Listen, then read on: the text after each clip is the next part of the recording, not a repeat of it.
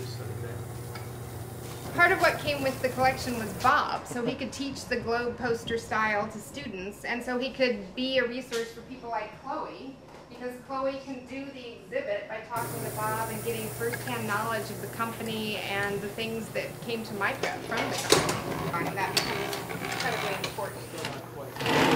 This is a chase or a form, and it's a metal rectangle to whatever size press you want to put it on. And this here is all the wood. And the reason you would do a form is that I can take this and put it on the press and pull it back off again to be reused again. So you wouldn't have to lock and unlock a form on the press or with the wood type. These are coins, and this is a coin key. And it's like taking two pieces of wedges and actually wedging, and it actually pushes the wood this way, and that's how you lock it up. So who's carving these letters? I mean, that must be that's a whole nother skill set. Okay. I mean, there's one person who designs, but I mean, to be a carver like that. This is the wood type that we would have, and this here is metal type, which is the real small type. These actually slip out, and they're the actual words on this. This says Verizon's, and you actually slip it in here, and that makes one whole word all the way across. Because if you didn't, you know, here's another way of setting the type. And if you look at my hands and you look at this, it's not going to make it. I can't set this type and actually sit here and do this. It would take me too long. But on a slug, I have all these letters and it's all on one piece, like this. So I can drop it and then pick it up and put it right back in. Nothing gets, if all of these are sitting down there and they all have like little spaces, if I drop it, it's, you know, it's like pickup. There was a guy named Harry Knorr who he was an artist. He actually came from St. Louis, and he actually did a lot of the hand lettering. And as you can see how fluid and how beautiful those lettering is. It's almost like somebody took an ink pen and actually hand lettered it. It's so beautiful. And this was hand cut, so you can see the amount of work.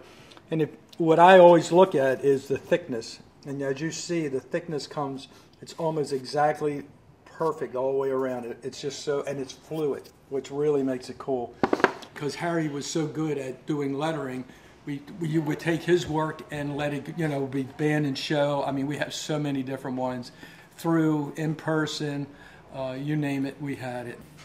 Okay, then now we're coming into the starburst, which we were really known for. If you saw these starbursts and everything, that was something that was really, people stood out and knew us by that. Extra added attraction. See, if you take a look at all these letters, that's a lot of letters, but it's already done now. And we have maybe 20, 30 of these, and we would just slip them in. I wouldn't have to sit there and do it.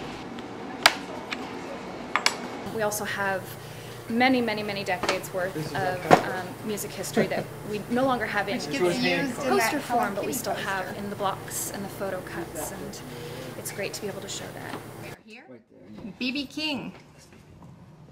Here's Prince. This is Aretha Franklin when she was real young. Muddy Waters. So, this is a Rufus Thomas, the oldest living teenager. It's a great cut. What do you mean, the oldest living teenager? Oh, that was his nickname when he was at Stax. He was called the oldest living teenager. And what did the VC This is Solomon Burke. And that was another thing we were really good at, is cutting around the heads and leaving white around the heads. And we used to call them floating heads. This was Stevie Wonder's, and then this actually fit right in there. So we'd actually hand carve it out. In rhythm and blues, we brought everybody when they were young all the way up. I mean, because usually they stayed with us because we had a really good form of advertising for them. It was very economical, based on what we used to do. And what was so cool about it was everybody, after a while, people always wanted to be on the poster. And their names, if they were just beginning, were at the bottom of the poster. And every one of them always wanted to try to make it to the top.